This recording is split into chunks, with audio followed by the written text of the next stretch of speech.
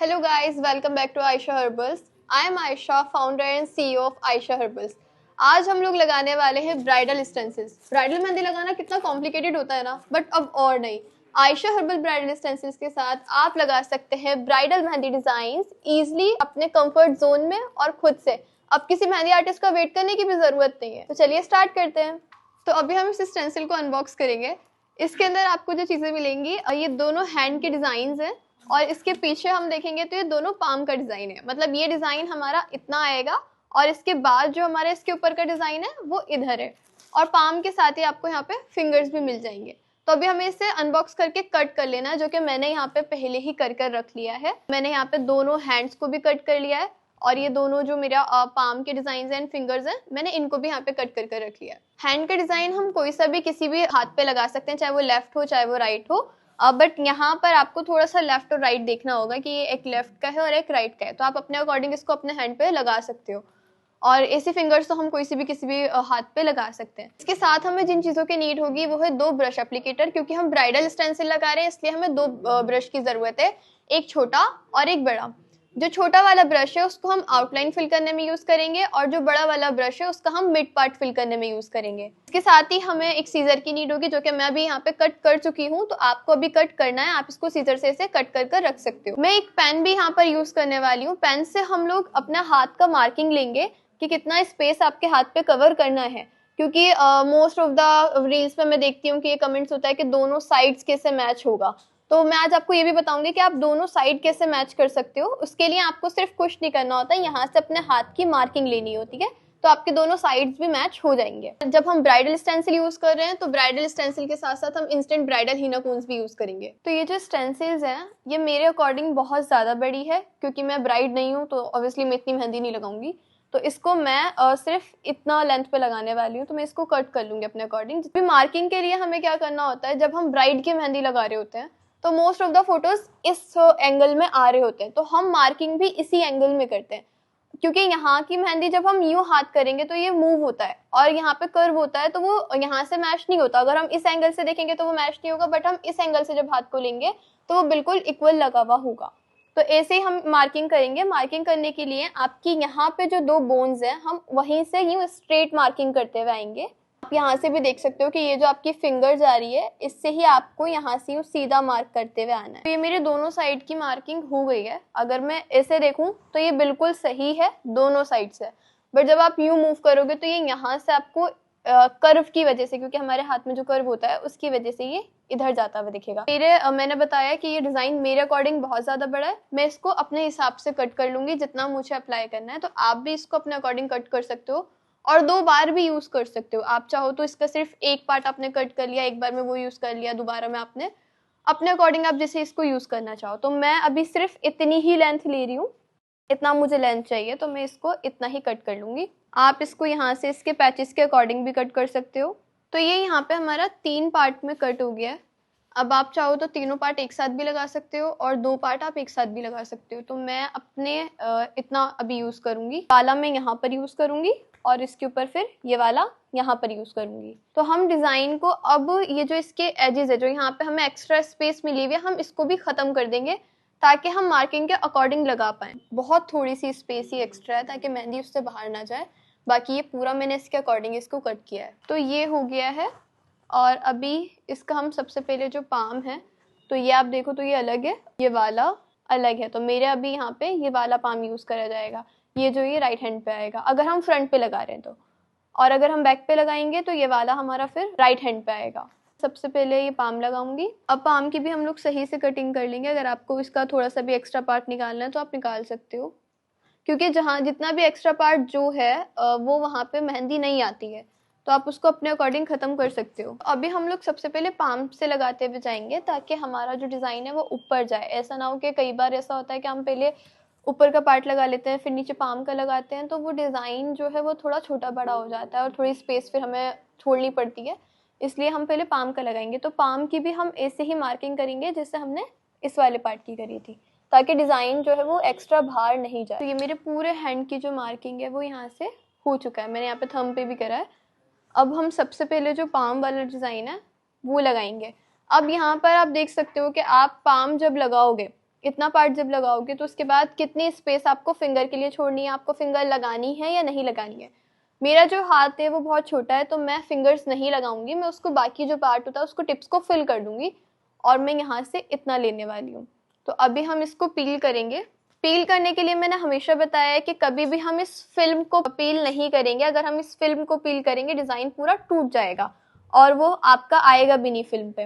हमें हमेशा इसको पीछे से इस पेपर को लेंगे, इस पेपर के एज को पकड़ेंगे और यहाँ से हम देखेंगे कि डिज़ाइन पेपर पे आ रहा है, तो हम यहाँ से नेल लगाएंगे और नेल की हेल्प से इसको फिल्म पे चिपकाएंगे और फिर इस पेपर को लेंगे और हम डिज़ाइन को इसे नीचे रख के फिर इस पेपर को ऐसे पीछे लेंगे और हमेशा इसको पूरा नहीं उठाएंगे, पहले एक साइड से यूं उठाते हुए आएंगे फिर इधर से लेके जाएंगे, इससे इजीली रिमूव हो जाएगा। बहुत बार क्या होता है कि हम इसको एक्साइटमेंट में बहुत ज़्यादा ख़राब कर देते हैं, पूरा स्टेंसिल ख़राब हो जाता है। इसलिए मैं आपको यहाँ पे बता रही हूँ कि आपको कैसे करना है। पहले हमने इधर की साइड से करा है, इधर की साइड से इतना हो गया है, अब मैं इसके इधर वाली साइड से लूँगी। ये पूरा हमारा ईजिली पील हो गया है, पेपर हमारा हाथ में आ गया है और ये डिज़ाइन हमारा पूरा इधर रहेगा। हम इसको अप्लाई करेंगे। यहाँ पे ये जो यहाँ पे आउटलाइन आ रही है, इसको मैं यहाँ पे 4 फिंगर की हेल्प से इसे पकड़ लूँगी और बिल्कुल लाइटली मैं स्टिक करूँगी। ज़्यादा कर लूँगी तो फिर ये मेरी फिंगर पे से रिमूव नहीं होगा। आप जिस हिसाब से कंफर्टेबल हो आपने वैसे ही इसको अप्लाई करना है। अगर आपने इसको बिल्कुल टाइट करके लगाया है तो पूरे टाइम आपका पाम जो है वो टाइट ही रहेगा। अगर आपने इसको हल्का सा लूज छोड़ के लगाया है तो आपका पाम जो है वो पूरे टाइम लूज ही रहेगा। तो जैसे आप कंफर्टेबल हो आप इसको वैसे स्टिक करेंगे। ये इतना हो गया है। अभी मैंने इसको स्टिक नहीं करा, ये सिर्फ इसके ऊपर हल्का सा मैंने छोड़ दिया है। अभी मैं इसको यहाँ से रिमूव करूँगी क्योंकि यहाँ पे कर्व है, तो मुझे कर्व के साइड से इसको अच्छे से पहले प्रेस करना है। हमेशा हम सबसे पहले सेंटर से प्रेस करेंगे, देखेंगे सेंटर में डिज़ाइन पूरा लगा है कि नहीं लगा है। अब हम इसको इसे पूरा चिपका देंगे। अभी आप यहाँ पे देखोगे कि ये जो डिज़ाइन है ये यहाँ से इतना स्पेस एक्स्ट्रा है, तो हमने जो मार्किंग करी थी वो इसीलिए करी थी ताकि हम अपने हाथ के अकॉर्डिंग ले पाएँ। ये यहाँ से बहुत ज़्यादा है तो मैं इसे यहाँ से कट कर रही हूँ और सेम ऐसे ही यहाँ पे भी हम एक कट लगाएंगे। पहले अच्छे से सब जगह से प्रेस कर लेंगे, उसके बाद रिमूव करेंगे। ये हमारा पूरा रिमूव हो गया है। अभी हम डिज़ाइन को अच्छे से स्टिक करेंगे। अभी यहाँ पर हमें यहाँ पे कट लगाने, क्योंकि यहाँ से मेरी सारी फिंगर्स मिली हुई हैं तो मैं यहाँ पर भी कट लगाऊंगी कि मेरे फिंगर अलग अलग हो सके। जहाँ से भी मुझे कहीं से लगेगा कि स्टेंसिल उठ रही है और स्टिक नहीं हो पा रही है, मैं वहाँ पे एक छोटा सा कट दूंगी। ये अच्छे से ये वाला हमारा स्टिक हो गया है। अभी मैंने यहाँ पे पाम वाला जो डिज़ाइन है वो लगा चुकी हूँ और उससे पहले मैंने इन दोनों डिज़ाइंस को पील नहीं करा था, तो मैं यहाँ पे किसी की हेल्प से इसको पील करूँगी।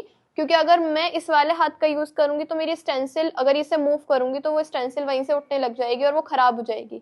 तो यहाँ पे अब मैं इसे खुद से पील नहीं कर सकती हूँ, तो मैं किसी की भी हेल्प ले लूँगी। आप भी यहाँ पे किसी की हेल्प ले सकते हो। तो अभी ये दोनों पील हो गए हैं।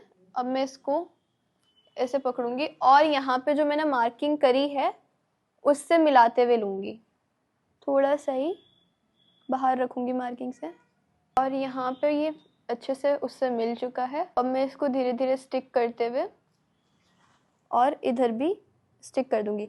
अच्छा, अब ये इधर एक्स्ट्रा जा रहा है तो उसको हम एक्स्ट्रा जाने देंगे, उसकी हमें कोई दिक्कत नहीं है। जो हमने मार्किंग करी है हम जो फिल करेंगे तो सिर्फ इतना ही फिल करते हुए लेंगे। इसको भी अच्छे से हम लोग प्रेस करेंगे और फिर इसकी जो फिल्म है उसको रिमूव कर देंगे। ये पूरा हो चुका है। तो ऐसे ही अब हम इसको भी अप्लाई करेंगे और यही जो इसकी मार्किंग है इसको धीरे से स्टिक करेंगे। इसको सबसे पहले हम इसी साइड से स्टिक करेंगे और उसके बाद हम धीरे धीरे स्टिक करते हुए इधर वाली साइड पाएंगे। लेकिन सिर्फ जब मेहंदी अप्लाई करेंगे तो उतने एरिया में करेंगे जितना हमें चाहिए। तो भी अच्छे से हम स्टिक कर लेंगे और प्रेस करके अब इसकी भी ट्रांसलूसेंट फिल्म को रिमूव कर देंगे। ये भी हमारा पूरा रिमूव हो गया है। अब हम इसको फिल करेंगे। हाथ हमारा ऐसे रखा हुआ है और ऐसे ही हमारी पूरी स्टेंसिल लगी है, तो हम इस हाथ को भी मूव नहीं करेंगे। मूव करेंगे तो क्या होगा, स्टेंसिल वहीं से उठेगी और जहाँ से भी स्टेंसिल उठ जाएगी वहाँ पे उसके नीचे मेहंदी चली जाएगी जब हम उसको फिल कर देंगे और डिज़ाइन वहीं से स्पॉइल होगा। तो हमें ऐसा नहीं करना है, हम इसको मूव नहीं करेंगे। अगर फिर भी आपको कहीं से फील हो रहा है कि स्टेंसिल उठ रही है या कहीं पे ज़्यादा कर्व हो रहा है उसकी वजह से स्टेंसिल उठ रही है, आप वहाँ पे एक छोटा सा कट लगा करके उसको दोबारा स्टिक कर सकते हो। अभी मैं इसको फिल करना स्टार्ट करूँगी। हम इसको फिल करना स्टार्ट करेंगे। जो हमने मार्किंग ली थी वो इसलिए ली थी ताकि हमें फिल करने में हेल्प हो जाए। तो अभी हम जहाँ जहाँ मार्किंग है वैसे वैसे ही इसको फिल करते हुए जाएंगे, उससे ज़्यादा बाहर फिल नहीं करेंगे। तो ये हमारी आउटलाइन हो चुकी है। अब हम इसको फिल करना स्टार्ट करेंगे बीच में से भी। आप चाहो तो यहाँ पे पहले डबल आउटलाइन भी कर सकते हो ताकि आउटलाइन से बाहर हमारी मेहंदी नहीं जाए। डबल आउटलाइन करने का मतलब क्या है कि इसी के आगे से फिर दोबारा से आप आउटलाइन स्टार्ट कर दो। यहाँ से अगर मैं देख रही हूँ तो मुझे ये थंब वाला पार्ट जो है वो सही से नहीं दिख पा रहा है पूरा फिल करने के लिए, तो उधर की साइड में थोड़ी सी हेल्प लूंगी किसी की। बाकी आप इसको पूरा किसी की हेल्प से भी फिल कर सकते हो। हम लोग यहाँ पे जो ये बीच का पार्ट है यहाँ पे पहले इस आउटलाइन को ही स्प्रेड कर सकते हो, इससे आपकी मेहंदी भी कम यूज में आएगी। यहाँ पे मैं छोटा ब्रश एप्लीकेटर यूज कर रही हूँ। अब हम इसमें बीच में मेहंदी फिल करेंगे। अब यहाँ पर हम ये बड़ा ब्रश एप्लीकेटर यूज करेंगे और इससे फिल करेंगे। तो अभी मुझे 30 मिनट वेट करना है, फिर मैं उसके बाद इसको वॉश करते हुए दिखाऊंगी। तो अभी ये पूरे मुझे 30 मिनट्स हो गए हैं और मेहंदी मेरी ड्राई हो चुकी है। 30 मिनट्स हमें मिनिमम वेट करना होता है, मैक्सिमम हम 60 मिनट्स वेट करेंगे। जितना ज्यादा वेट करेंगे उतना ज्यादा अच्छा कलर आएगा और उतने टाइम तक वो स्टे करता है। तो वॉश करने के लिए हम कोई भी ऐसा टूल यूज करेंगे जिससे हम प्रेशर से पानी डाल सकें।